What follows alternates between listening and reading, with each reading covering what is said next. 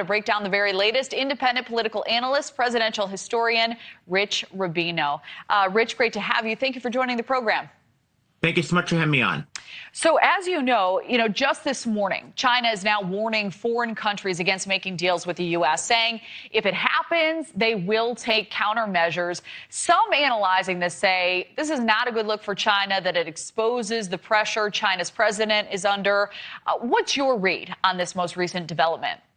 Yeah, there's a lot of legitimacy to that. I think that Donald Trump will probably try to take this as some sort of a win. He said, for example, that he has negotiated 200 trade deals, though he has not told us which countries they're with. But this is something that I think Donald Trump can certainly say, that the Chinese are kind of genuflecting, if you will, to the United States. Obviously, we're in a very ephemeral period right now. It's very short-lived, and we'll have to see how this all plays out. We also have these two competing narratives happening at the same time. China saying they're not having any consultation or negotiation on tariffs with the U.S. President Trump saying these talks with China are active. What do you make of the back and forth and what it says about what's likely happening behind the scenes? Yeah, they're kind of seeing this tit for tat. It's very much binary. Either it was a conversation or there was not a conversation, if you will. And the Chinese are suggesting that there's not a conversation. When Donald Trump was asked, he obfuscated a little bit by basically saying, I've spoken with President Xi multiple times, or numerous times is how he stated it. So we really don't know whether there is a conversation, but obviously this is kind of geopolitical tit for tat. Between the leader of China and the leader of the United States. You wonder if there's some sort of the purpose, if you will, of some of this positioning is, if there is some sort of a deal potentially in the works, or potentially if it's kind of a wink, wink, nod, nod type of a predicament. I want to get to this as well, because a lot has been made about the president slumping approval numbers for the moment. And that slump largely linked to the economic uncertainty this country is facing. In a recent interview, President Trump says 200 trade deals are done. How do you see those potential announcements impacting not only consumer confidence, but also the public perception of the president? Well, a lot of it's the devil's in the details. I think that when Donald Trump ran for president, I think the tariffs were kind of a secondary or tertiary issue for a lot of Americans. That being said, there were domestic manufacturers who very much supported the tariffs. Some union members who may be traditionally Democrats that came over to Donald Trump because of this issue. But since Donald Trump's presidency, over 60% of the country, according to the latest ABC News poll, are against Donald Trump's views, are opposed Donald Trump in terms of how he has handled tariffs so far. I think that many Americans see the potential of prices going up. They don't necessarily see the benefits. The benefits would be strictly tailored to specific industries, for example, some of the domestic manufacturing. But I think that if there are actually 200 trade deals, and obviously, like in anything else, the devil is in the details, and potentially the tariffs are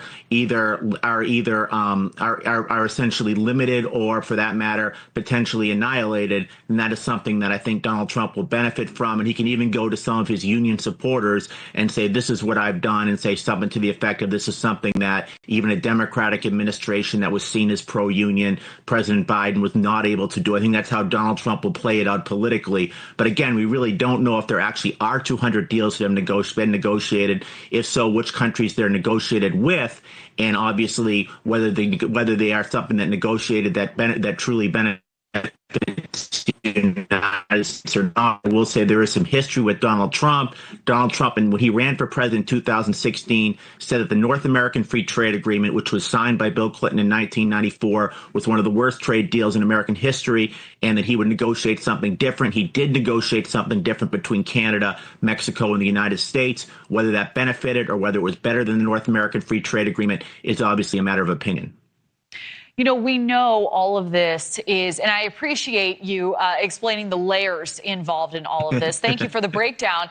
The Democrats have a unique opportunity right now with all of this economic uncertainty.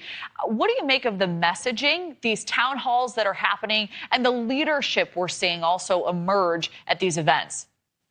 It really, I think it's a bad omen for the Republicans. It reminds me of a couple of things. It reminds me of Ronald Reagan right around 1982, 1981, late 81, 82. There was a recession. The Republicans landed up losing 26 seats in the House in the 1982 midterm elections. Bill Clinton, 1993, 1994, after he raised taxes, the Democrats landed up losing 52 seats in the United States House of Representatives. Barack Obama in 2010, Obamacare at the time was unpopular and it's popular today. His party lost 63 seats, and you saw this in many town hall meetings, particularly in conservative parts of the country. What you're seeing today is particularly in conservative parts of the country. Iowa, Chuck Grassley, for example, in places like Kansas, counties that went 80% last time around for Donald Trump. There's some eerie similitude between what happened to those previous presidents. There's obviously an issue of messaging, and I think that there are a lot of people that see some buyer's remorse with Donald Trump. They say, we elected you, for example, to try to stimulate the economy. We elected you to try to secure the border. You're not necessarily stimulating the economy the way we want to have it. So this potentially could really be precarious in the midterm elections. There's only one precedent, by the way, of a president running in a 6-year of a president who served 2 non-consecutive terms, and that was Grover Cleveland. And in his midterm election in 1894, the Democratic Party lost over 130 seats in the House of Representatives, the Cleveland's party, and that is the largest number any party has ever lost in the House of Representatives in the history of the Republic. Yeah, and the other side would argue, there's so much that can play out in the next 3 weeks. But you're absolutely right. A lot on the line. Rich Rubino, thank you as always. Thank you so much for having me on again. Great to have you.